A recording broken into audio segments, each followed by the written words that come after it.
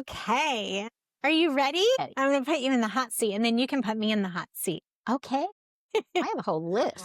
Okay, good. Wait, I don't know if I want to have you do the interview with me on camera. That would be weird, wouldn't it? That'd be kind of a switcheroo. Well, I didn't expect you to do your interview on camera, but who What a knows? good We'll see what idea. happens. Let you open up your file folder there. Okay. All right. Are we ready, Bailey? Yes, ma'am. Okay.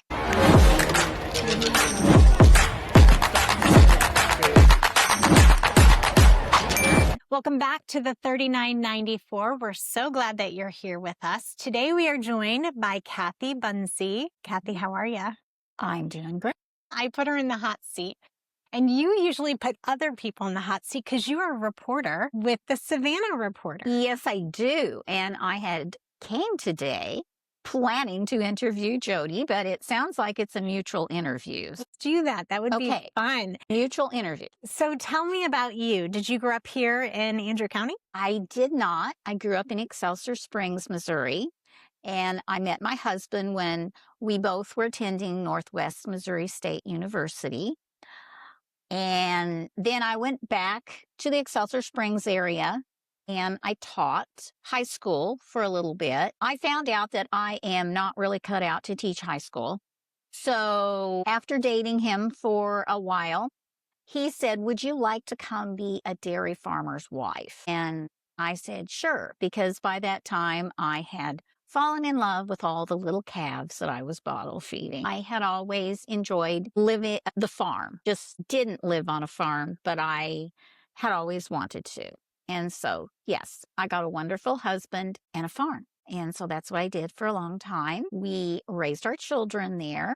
And is that located in Andrew County?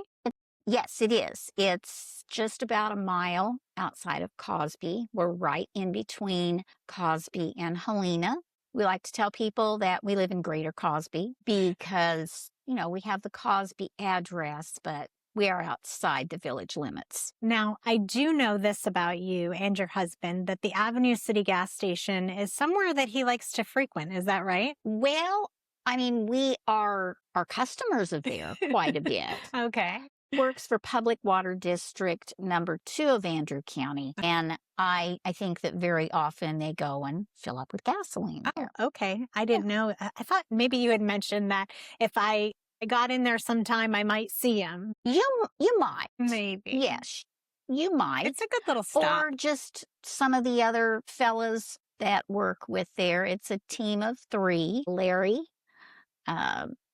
Nate Jarrett, and Sam Johnson. And they make sure that everybody's water is running. So yeah, that's in the wonderful. area. So you've loved raising the kiddos on the farm. Yes. And now they're adults. And how many Yes. grandchildren do you have? Jesse is 37. I kind of lose track. And he and his wife, Sarah, have 2 boys. Elijah's 3.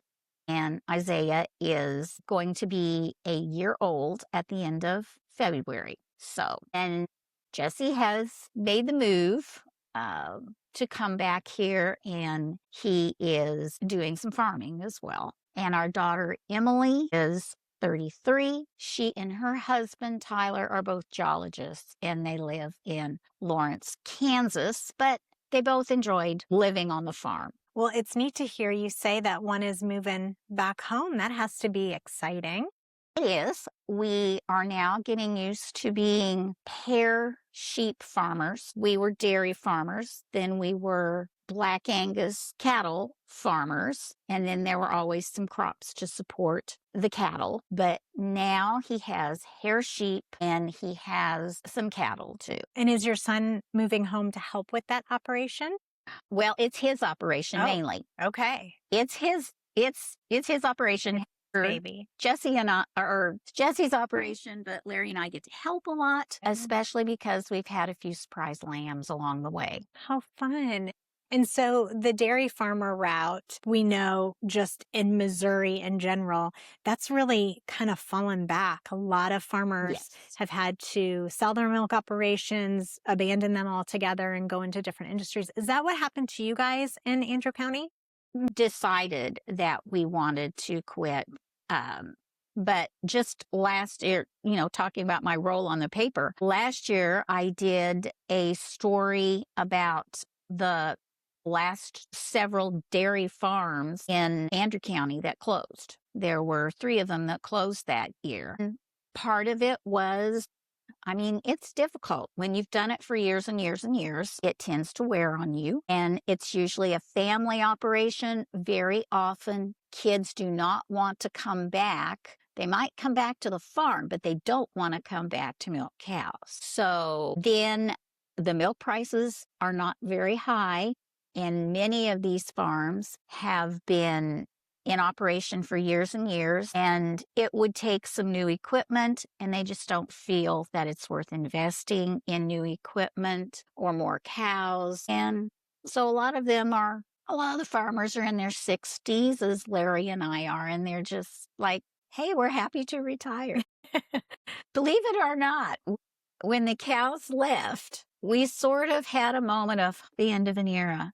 But then when we discovered we could have a weekend without doing any chores, we got over it real quickly. I bet. And you kind of have found a little bit of a second career in journalism. I know it's something that you used to be passionate about. Can you tell us a little bit about that? When I was in high school, I thought that maybe I would become a journalist. Instead, I became a teacher, and I did teach for a little bit, but as I said, teaching high school just wasn't for me. Later on, after we sold the cattle, I was a speech implementer with the St. Joseph School District for 10, 11 years. I loved that work. And then after I got into that, I thought, gosh, maybe instead of being a social studies teacher, I should have been a speech pathologist.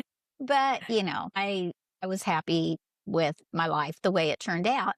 And then just because I enjoy writing, I got a hold of Ken Rosenauer, which I knew through some associations with the Methodist Church. And I've always been an avid Savannah Reporter reader. And so I started pitching stories to him, and he said, well, okay. The first thing I did was during COVID, I had written a story about a family on a farm and their beloved dogs, Sophie and Sadie, named the same as my beloved dogs, Sophie and Sadie.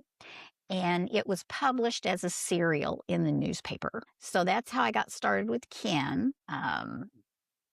It took me a while to actually get paid for stories because he said, well, we're kind of on a tight budget, but if you pitch me a story and I like it, I'll put your name on the byline. So that's how I got started with Ken. And I even sold some advertising with him for a while. Then I'm on my 3rd editor now. The paper, of course, was sold to Cherry Road Media. So it from Ken to another editor. And now I'm with Greg Orr. So I feel pretty good having lasted through 3 editors. They've all decided to keep me on. Not too shabby. Talk to us a little bit about the newspaper. I know a lot of people have opinions, concerns.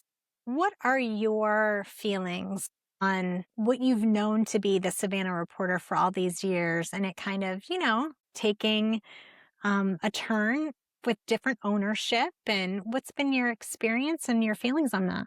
Well, I enjoyed the way that Ken ran it. I enjoyed him having his own column and speaking his own mind. Since Greg is in charge of so many newspapers all across Missouri, don't get that much he doesn't do things that would reflect on each of the local newspapers. It's just hard for him to do that. It's more of a conglomerate, and it's more of a model, like a corporation model, really. And to no fault of his own, he can't do that for each and every newspaper. However, Marshall and I are really the only reporters outside of Anthony Crane, who specializes in sports. Yeah. And so there's a lot of things I'm sure that don't get covered simply because there's only 2 of us. But I always appreciate when people call me up, as you did, and say, hey, I've got a podcast. And I thought, wow, I didn't know about the podcast. Sure, I'd like to do that. Here I am doing my own PR. And gotta teach people what's going on. I do like it when people do their own PR and give me a call. I find out a lot of things on my own, but when somebody says, "Hey, I've got a story," then I'm ready to jump in. That happens a lot with the Andrew County Ministries. I volunteer with them, but they will say, "Hey, we have something coming up. Do you suppose you could put something in the paper?" Of course I could. Other incidents. I like to think of myself as the good news person in a way because I like to cover all of the special events, the unique people that we have here. I've interviewed some very interesting people. And when Ken and I were both doing features, I thought we could write a book called We Know Interesting People. And it could just be all of those people that we've interviewed. And it would be a pretty big book because there's a lot of interesting people in Andrew County and the surrounding counties. Thank you. And so I think it's wonderful that you've taken those people up too. And hopefully, we can collaborate and all of these great people doing great things will get more publicity. Well, and I know you and I have talked about the importance of local journalism and Yes. just what a cornerstone it is for a community. And so I think that that's why probably there's been some concern about what the Mhm. Savannah Reporter is covering, but really what you're able to cover on the shoestring budget that you have. Do you see the Reporter continuing to be a cornerstone of information in the community, or can you see ahead? But first, today's episode is brought to you by Greater Than Financial, United Fiber, North Central Missouri College, Scooter's Coffee, Pancakes, Pups and Suds, The Bunker Club, Gina's Cafe and Catering, and Jason Sarsney, your Edward Jones advisor. Now back to the show. And what we can expect. I know the format has recently Right. changed. We went from newsprint to a Mhm. newsletter form in color, which is different. It's different, but actually, I think a lot of people like it because they feel like it's easier reading.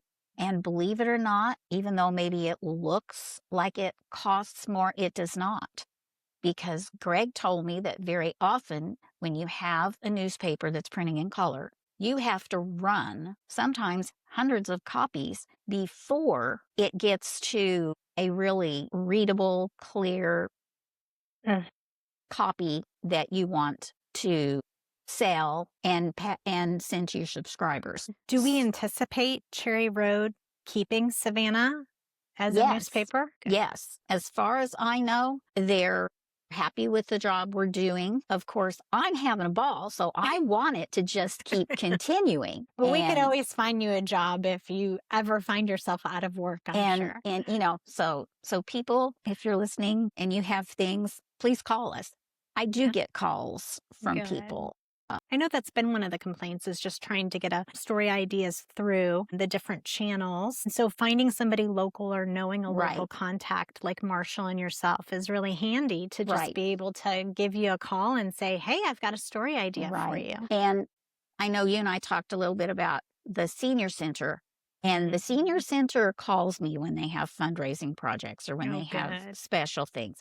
And I'm always glad to put that in the paper because sometimes it's more than just a fundraising.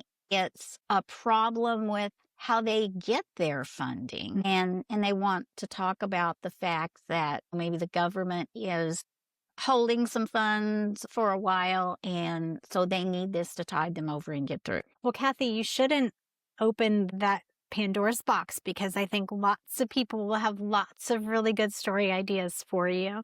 We just That's need more fine. of you. We need more Marshalls and more Kathys in the world. Well, Marshall and I are, forgive me, Marshall, but I mean, we're both senior citizens. It would be nice if there were some people that were a little bit younger than us but I feel like I'm pretty young at heart and Yeah. I enjoy talking to the young people. I've enjoyed getting to know people on the city council. I've enjoyed getting to know people on the Chamber of Commerce.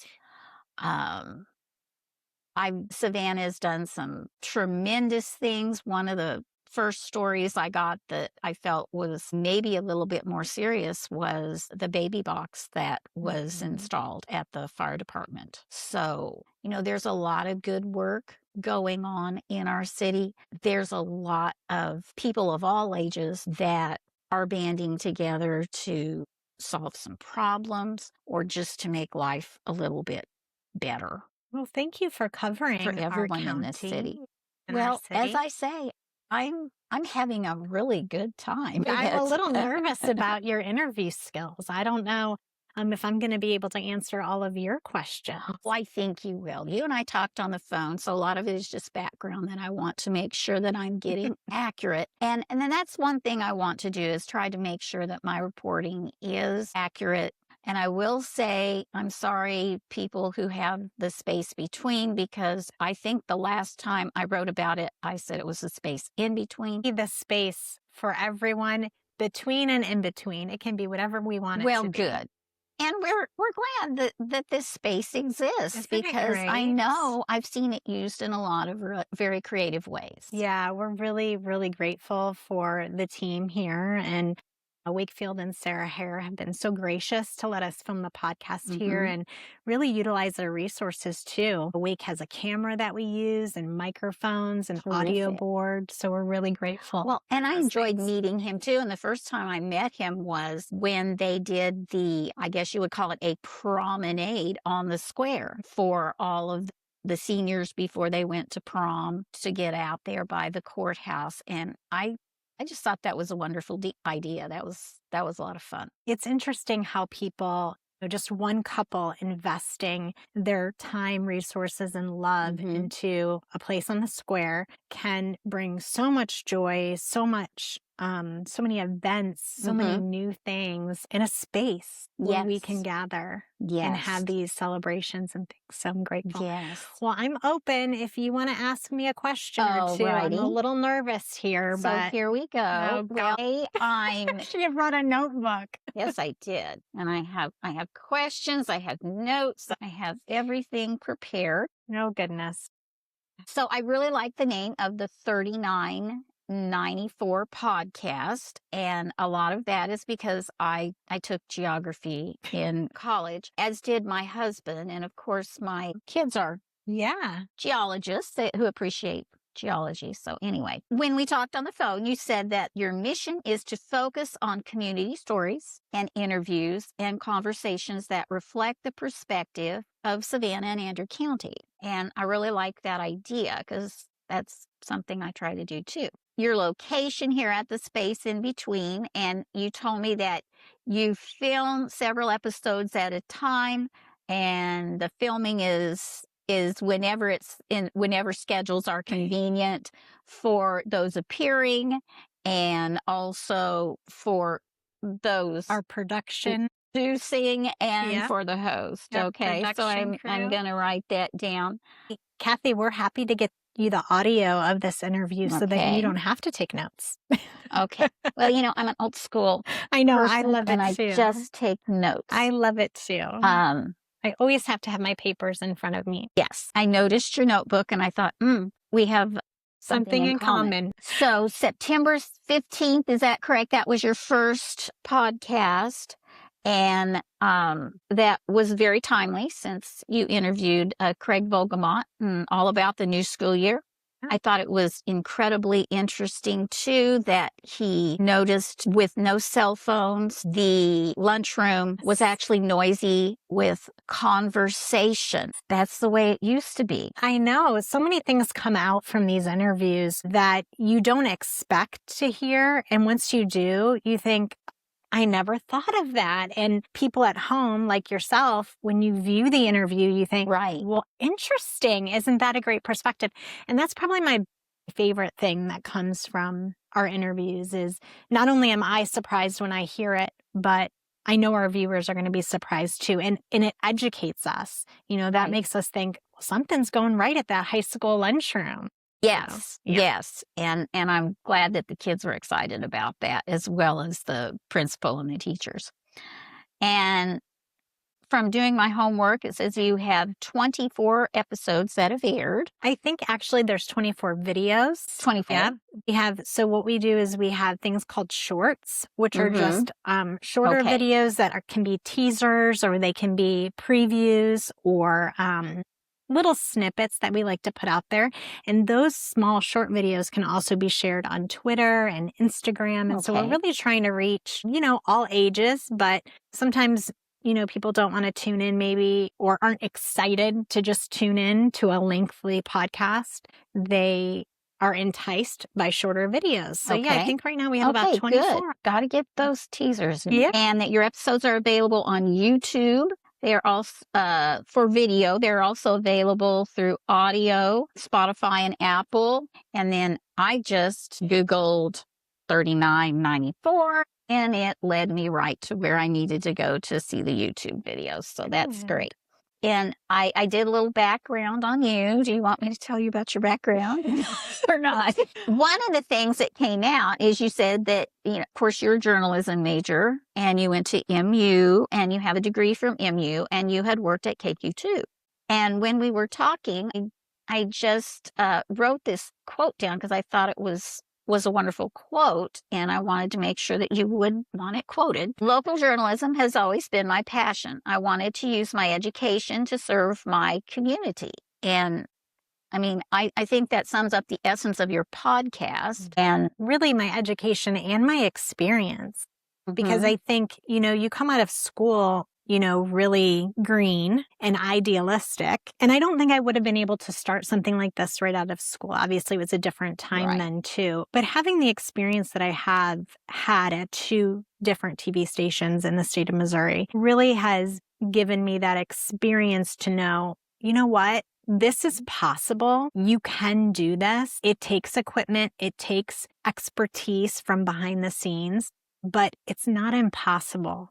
And it took me a little bit to get that self-confidence to pull the trigger. But once I did, I realized, Jodie, you can do anything you put your mind to. Yes. This is not something that is beyond you. You can do this. But I think it took to a lot of support. I needed people to kind of say, you are valuable in the community. You have skills that can be used in the community. This is a good idea. You have our support. And I think having, 8 to 9 to 10 sponsors behind me has been the boost that I needed. That very first sponsorship really gave me the confidence to say, man, this is something that people would want. And they have belief in me before I even started. They had the belief that this could be done. And that's terrific. And when I think about that, I think about, just the things that I know as far as people in the community being supportive. And there's a lot of people around here that are supportive of new ideas. So a podcast. We didn't have one. Great. We didn't have a podcast, but I know that the Chamber of Commerce has been adding a lot of social media coverage, and even the newspaper. We've decided, not everybody wants to pick up their paper and handle it.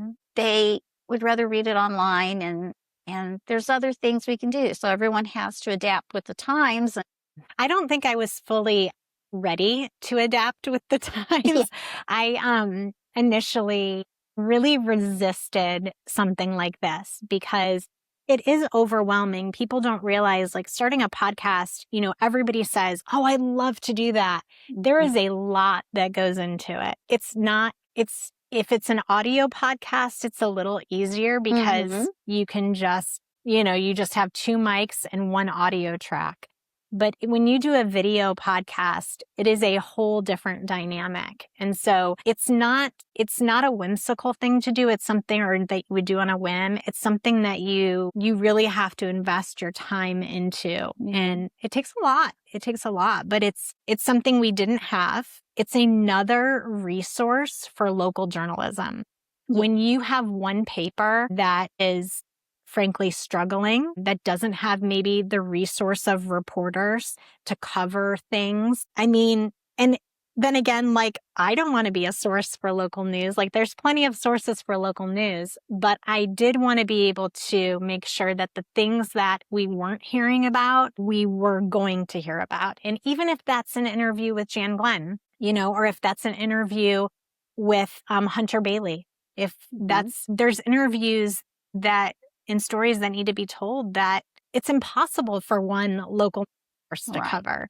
And so I wanted it to look different, but I also wanted to make sure that it was serving a purpose and meeting a need. And hopefully that's what it does for folks. Well, I think it is already from what I've seen. And although the paper and your podcast might overlap some, we probably will cover some different perspectives. Absolutely. And I think just shining a light on certain activities that are going on will be helpful, and maybe it will spawn some more good ideas from people throughout the community.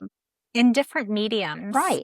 Some people read, some people listen, some people watch. It's really important. It's important to have different mediums for people to get the news they can use and hear about the events happening. It's part of what makes our community beautiful is that knowledge and that education behind some of the decisions that we're making. And yes, I'm glad to be a teammate of yours.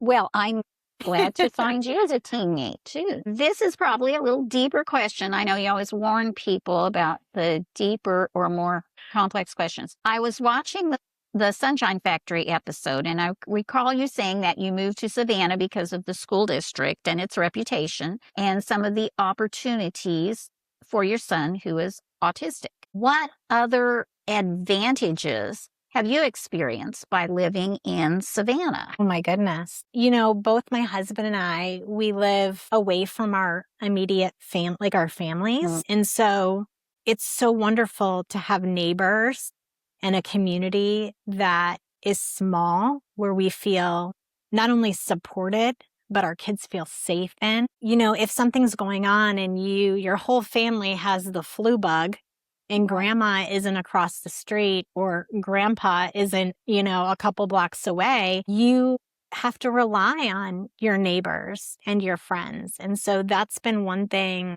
that's been beautiful for my husband and I to experience. Gosh, there's so many things. It's really difficult, to put them into words. The kids are very involved. We're grateful for Boy Scouts of America, Group 60.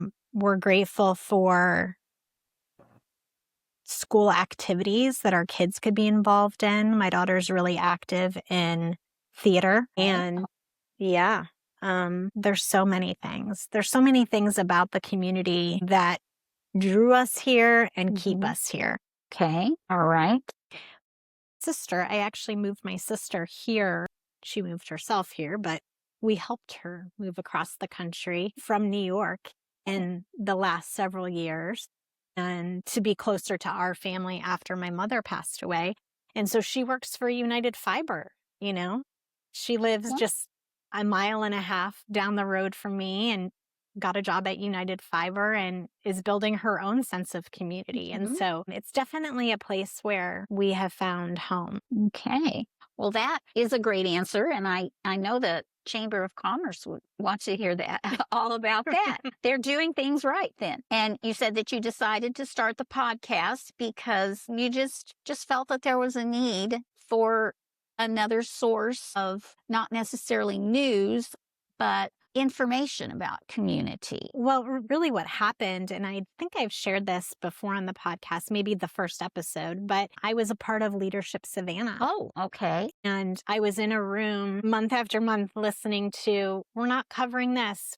We're not hearing about this. Did you know about this? What are we going to do about this? How do we contact the newspaper? Nobody will call us back. And I just kept thinking there has to be something that we can do. And I didn't know what that answer was going to be. And the more I started thinking about it, I had seen so many people in our community going through Leadership Savannah. Every month you visit a different entity, whether it be government or the nursing home or the water plant. And I could see all of these people, everyday people, just like you and I, making a difference in their community and volunteering in some way, shape, or form, even if it's Cindy Easley, staying after hours at the county courthouse, just pouring their lives into our community. And I thought, well, what am I doing? My everyday job is interviewing people from all over the world.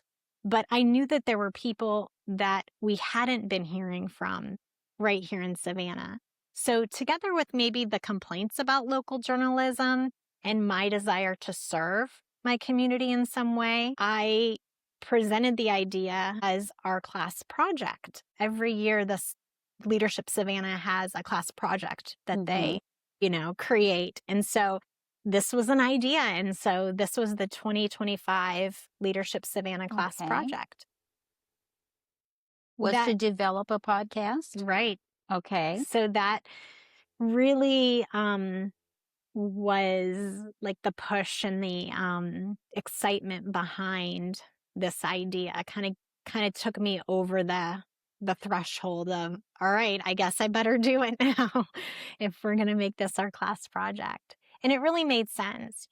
Like I said, I was working from home, and I felt like here I am using all my time and talents for my own personal interviewing business, but what am I doing for my community? How am I giving back?